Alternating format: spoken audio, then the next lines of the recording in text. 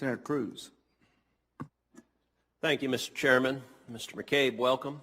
I'd like to start by discussing the Flynn investigation. As you know, the FBI team investigating General Flynn prepared a memo dated January 4th, 2017 to close the investigation into Flynn as lacking any basis to continue.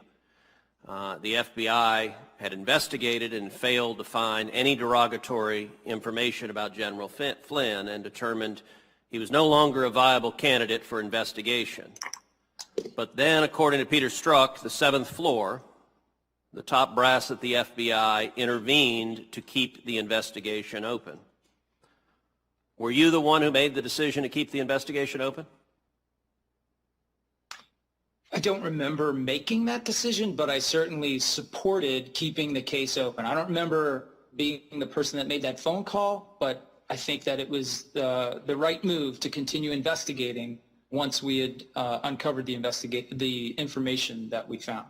So despite the fact that the career investigators concluded that there was no basis and no derogatory information and recommended closing it, you made the decision, or at least you agreed with the decision to keep the investigation open on what basis? Well, I don't know that, I don't recall that the investigators determined there was no basis to continue. My recollection from the conversations we were having about the Flynn case. The memo is a memo to close the investigation because it could not find any, quote, derogatory information about Flynn, and he was, quote, no longer a viable candidate for investigation. That's not ambiguous, is it? No, that's not the same as what you said before. And I, of course, don't have that memo in front of me, but our feeling at that time was that we had found very little if any, incriminating evidence about General Flynn, until, of course, we found potentially very incriminating evidence about him. Are you referring to the Logan Act theory?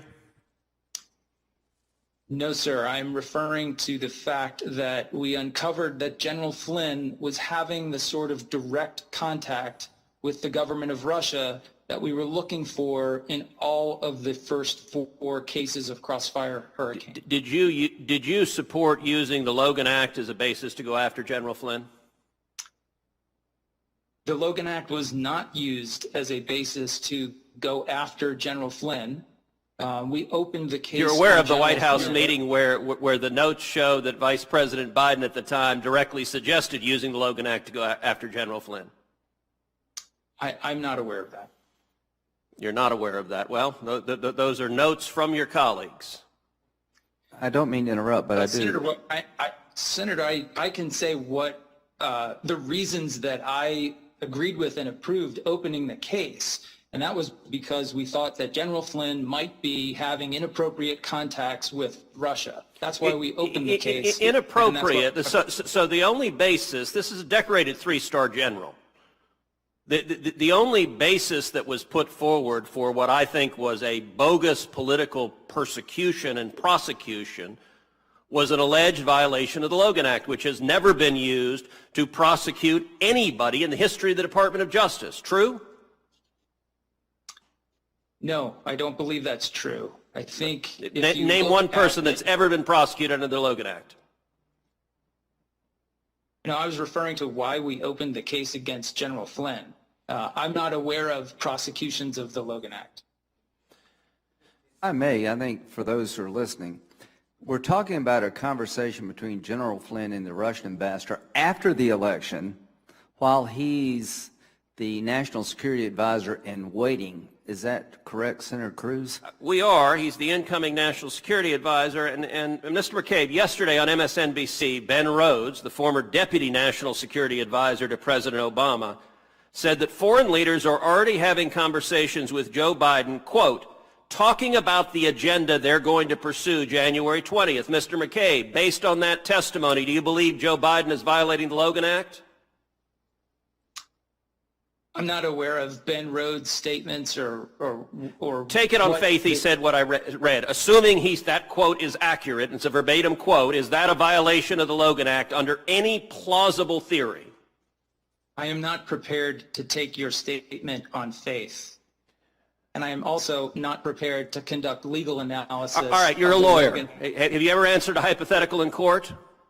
If it is correct that I am accurately quoting it, something the Department of Justice frequently did wrong in this investigation, if that is what Ben Rhodes said, if Joe Biden is talking with foreign leaders right now, does it violate the Logan Act, yes or no?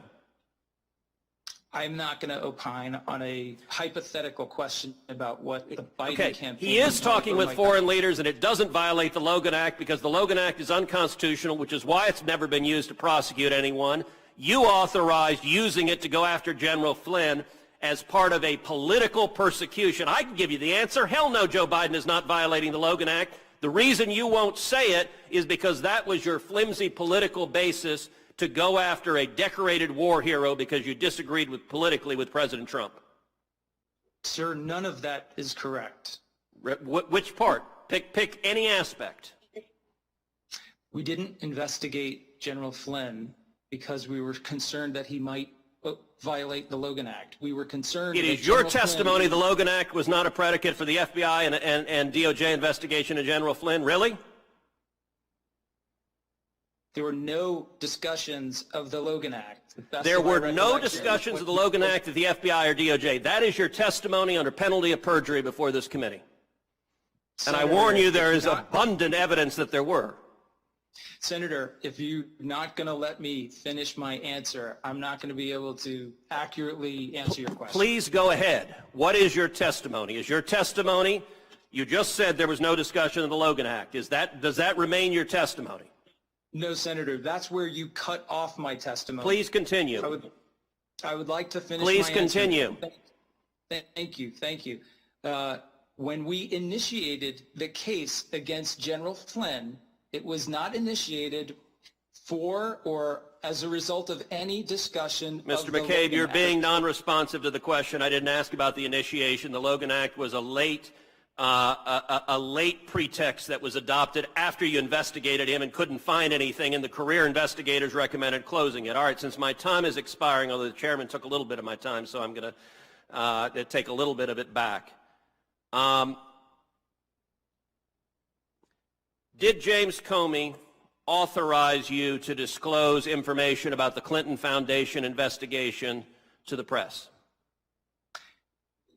I didn't need James Comey's authorization. I didn't ask if you needed it. I asked, did he authorize you to disclose it? That's a yes or no question. I authorized the disclosure. Okay, you're still not answering my question. Did James Comey know about it, and did he authorize it? Yes or no? Did he know about it?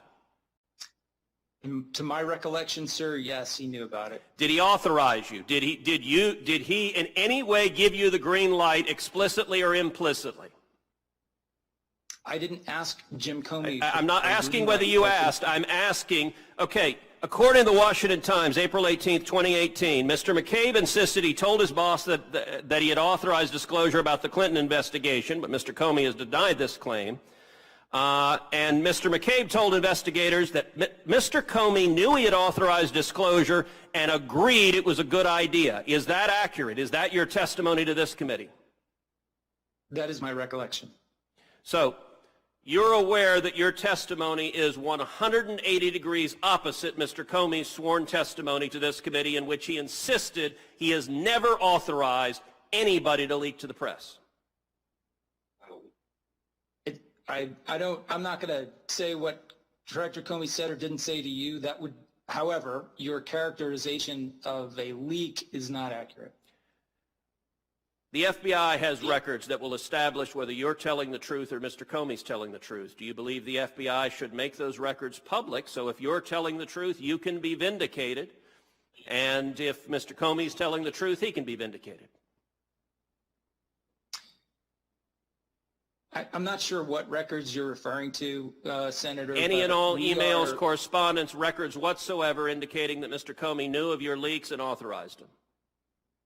I would very much like to see those records as well. As would I. Thank you.